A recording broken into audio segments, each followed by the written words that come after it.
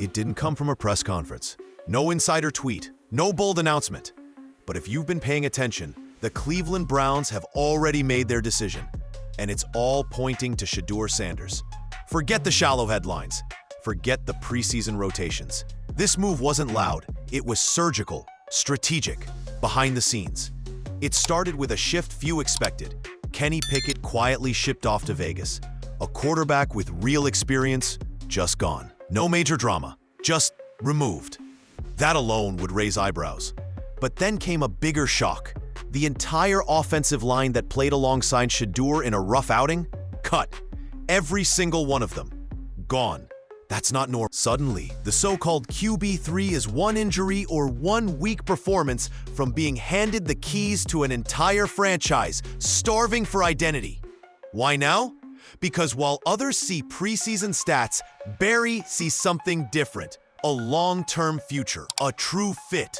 A quarterback with the tools and the marketability to actually energize Cleveland. And now, even head coach Kevin Stefanski, once a vocal skeptic of Shedeur's hype, is starting to pivot publicly. But this isn't just about X's and O's anymore.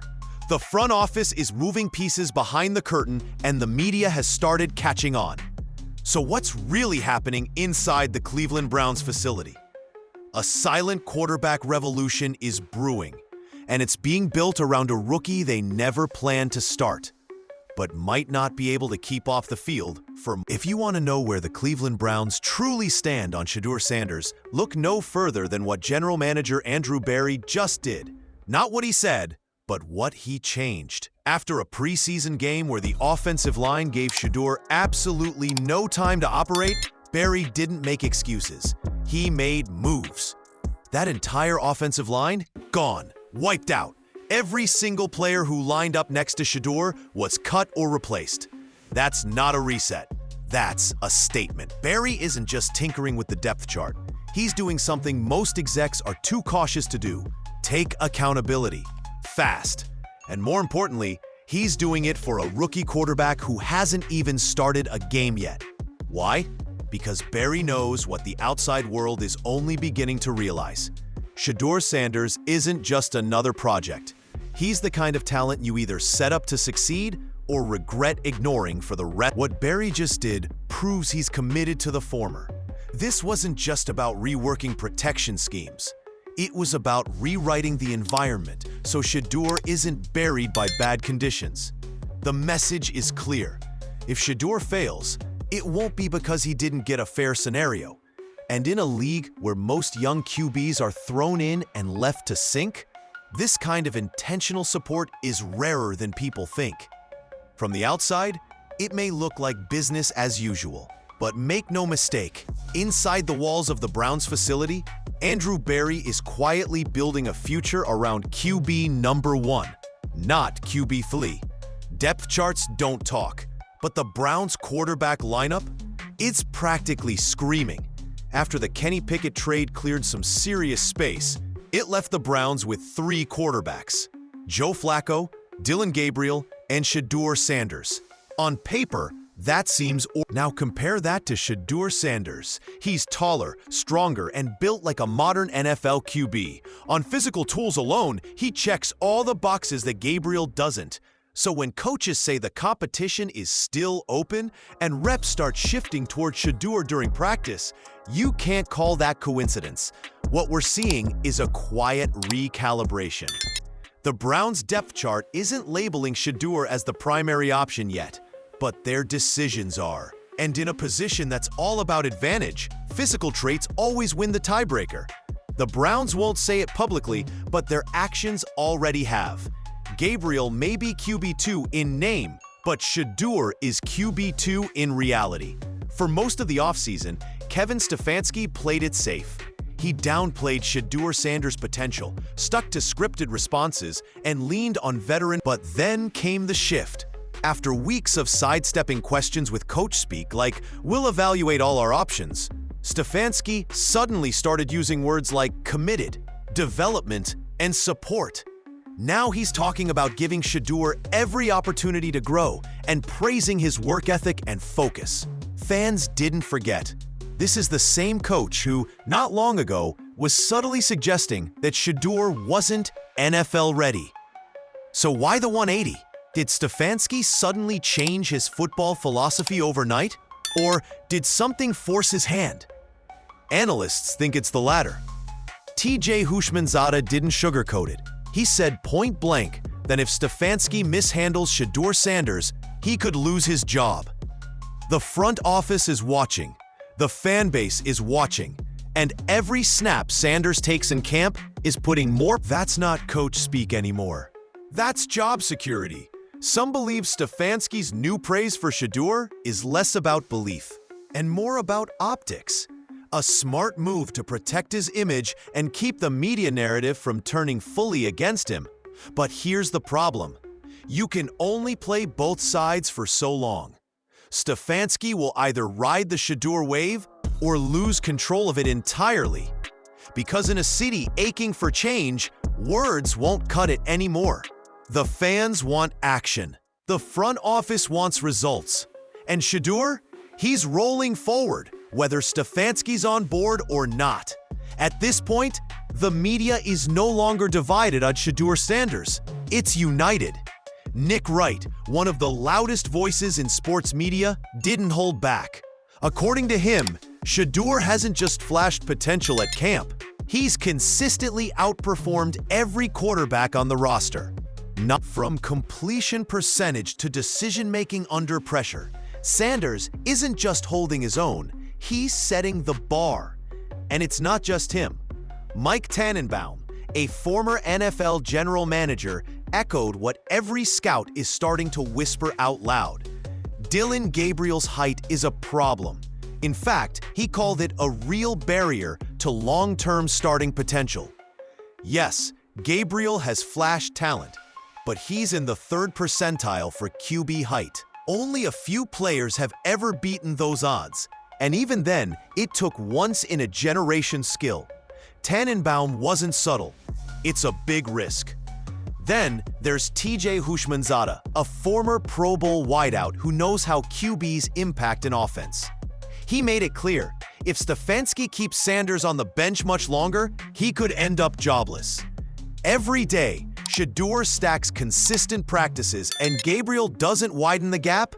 These aren't random Twitter takes or web trolls.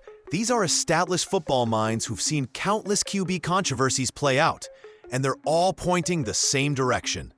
The old rookie needs time excuse? It's wearing thin. Analysts don't make roster decisions, but in today's NFL, their words move national conversations. And when voices like Wright, Tannenbaum, and Hushmanzada all line up together, it's more than a trend. It's a tidal wave. Shedeur Sanders is riding right in the middle of it. Hype is one thing, but the numbers coming out of training camp tell a harder truth. While the media spins narratives and speculation swirls around Cleveland's quarterback situation, Shedeur Sanders is doing the one thing that actually matters: delivering results. According to internal camp stats and insider reports, Shedeur leads in nearly every major category. Completion percentage? Highest among all quarterbacks. Pocket poise under pressure? Consistently graded as elite. Mistake rate? Lowest of the group, even beating Joe Flacco in decision-making drills. Day-to-day consistency? Unmatched. These aren't one-off moments or viral clips out of context. This is sustained performance, stacked over time, day after day. That's the kind of thing coaches and GMs quietly pay close attention to, because it's not luck, it's preparation. And here's what's standing out most to analysts like Nick Wright and even former execs. Shedeur isn't just having good days, he's having great weeks. No dips, no crash after a high. Compare that to Dillon Gabriel, who's had flashes, big throws, confident scrambles, but can't string them together with the same level of control. One day up, one day down. Shedeur's edge isn't just physical, it's mental. He's cool in live situational reps. He makes sharp reads under pressure. He doesn't panic. And when your third-string quarterback is outperforming QB1 and QB2 in nearly every competitive metric, it's no longer interesting. It's undeniable. The Browns may have opened this competition quietly, but the data coming out of Berea is making the loudest case possible. There's a quarterback ready to lead. He just needs someone to hand him the ball. You won't find a press release claiming the Browns are building around Shedeur Sanders. No flashy quotes, no breaking news. But if you look at what the front office is doing, the signs are unmistakable. The Kenny Pickett trade, that wasn't just about freeing up space. It was about clearing out the quarterback room for the actual competition. Flacco, Gabriel, and Sanders. One less name, one few. Then came the offensive line shakeup. The very group that let Shedeur get pushed around during a rocky preseason outing? Gone, replaced, cut nearly overnight. That's not normal cleanup.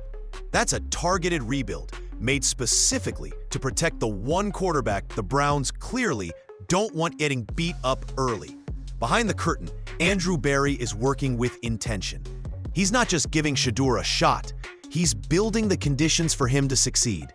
Quietly, strategically, brick by brick. Meanwhile, the reps are shifting. Practice assignments are evolving. Coaches are rotating Shedeur into scenarios typically reserved for QB2s, sometimes even higher. The message is subtle but strong. His rise is no accident. The Browns don't want to flash a headline just yet. They're content letting the media. This isn't about development anymore. It's about preparation. And the deeper you look, the clearer it becomes. The Browns aren't hiding Shedeur. They're getting ready for him. At some point, a quarterback battle stops being about football and starts being about something much larger. That's exactly where the Browns find themselves with Shedeur Sanders. This isn't just about who throws the sharper slant route in camp or who handles a blitz better in practice. This has become an identity crisis for Cleveland. Kevin Stefanski represents the safe version of the Browns, structured, predictable, and cautious to a fault. It's the brand of football that wins an occasional game, but rarely wins over hearts. It feels cold, it feels methodical, and fans are tired of it. Shedeur Sanders, on the other hand, represents all the things Cleveland claims to want, but has been too afraid to commit to: energy, chaos, charisma, and national attention. He walks into a room and instantly becomes a story. Every highlight goes viral. Every stat line is scrutinized. He isn't just another quarterback. He's a cultural lightning rod. And that matters. In today's NFL, quarterbacks aren't just players. They're brands. They drive TV ratings, ticket sales, and even national relevance. Right or wrong, the league thrives on personalities as much as playbooks. The Browns are at the tipping point. Favored analysts, season ticket holders, and even rival players are buzzing about Sanders. The chance will come. It's not a matter of if, it's when. Cleveland can either ride that wave or risk being swallowed by it.